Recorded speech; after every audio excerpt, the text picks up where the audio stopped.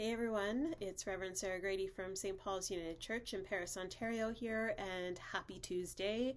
It is cold, it is snowy where we are, so if you are in this region with us, in Brant or Waterloo region, then please stay safe, stay warm, stay home if you can today.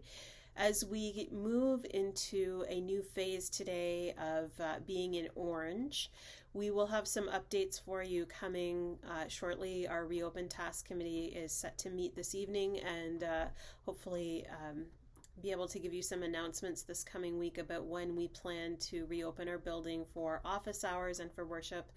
But we haven't made those decisions quite yet, so please stay tuned for those. They will be coming to you shortly.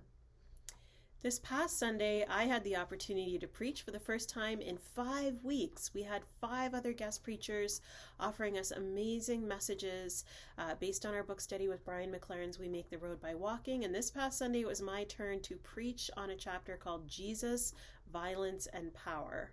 Really hard subject to tackle, but I think it's an important one for us to consider, particularly as we head into the season of Lent and move towards Easter. It's hard to believe we're already here again. It's hard to believe that we're almost at the 1-year mark of our quarantine time, of moving into knowing that we are in the midst of a world pandemic, and yet here we are.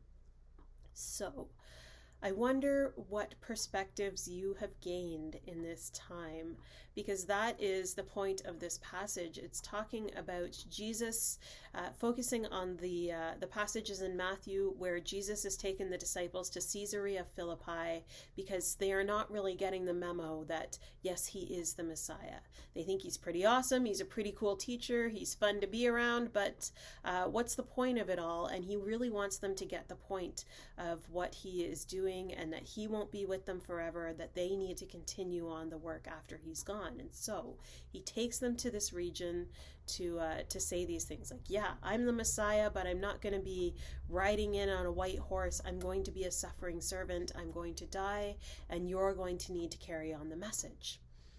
And they still don't quite get it, and so he takes them up onto the mountaintop, and he does what's known as the transfiguration, and he transforms himself. And hopefully then they get the memo. The new perspective, the new vantage point. What I focused on in the sermon this past Sunday was the idea of a field trip, a time set apart. And that's often when we talk about the transfiguration, what is focused on by preachers and by scholars is the mountaintop experience. The time when you had an experience so different and so wonderful or so eye-opening that you were able to change your perspective. And I shared my experience of a field trip for me, which was when I was a viola player in high school and not too sure I wanted to stick with the instrument, and being invited to join the symphony orchestra and going on a field trip to see the Toronto Symphony Orchestra. And that was my eye-opening experience about what it felt like to be part of a bigger, more beautiful orchestra than just simply focused on, I don't really get all the solo parts as a viola player. But I also had another really deeply moving experience for me, and that was around truth and reconciliation. Back in my seminary days, so they're getting on there, but not too long ago, but back in 2011, I had the opportunity to attend the Truth and Reconciliation Commission in Halifax when I was at seminary at the Atlantic School of Theology there. And for me, I knew about Indian residential schools, and I knew some of the perspective from the church teachings that we were just starting to get, but I didn't really know a whole lot. And I have to say, it was my experience of actually going to the Truth and Reconciliation Commission, of sitting in a room and listening to truth-sharing circles from people who were survivors of the Indian residential school system, that finally broke me open to the absolute need for us to continue to work towards right relationship with our Native brothers and sisters, and to see the perspective of my own white privilege and what that meant, and to own it, but not feel like it had to hold me back from anything, but just something to help me to continue to work towards an even better and more just place. And that's the whole point of Jesus's message, right?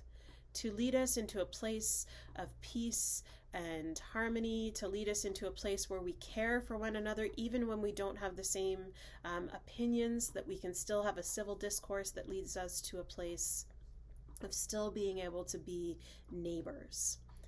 So, I wonder for you, have you had a mountaintop experience? I've had several of them in my lifetime. That's just another example of one for me. What is it for you? What has your mountaintop experience been for you that helped to change your perspective on something, helped you change who you are, or an ideal that you held onto for so long? So I encourage you to go ahead and share those with us. Put them in the comment section below. I got some really great email conversations happening last week with people about Jesus in hell. That was an interesting subject that we tackled. But Jesus, violence, and power, the transfiguration, those experiences of being set apart and taken outside of our comfort zone that help us to gain a new perspective. What are those for you, my friends? And wherever you are this day, I hope you're safe. I hope that you're healthy. And as we continue to unravel this time that we're in and figure out how we're going to continue to be in relationship, I really, really hope I get to see you in person very soon. Talk to you later.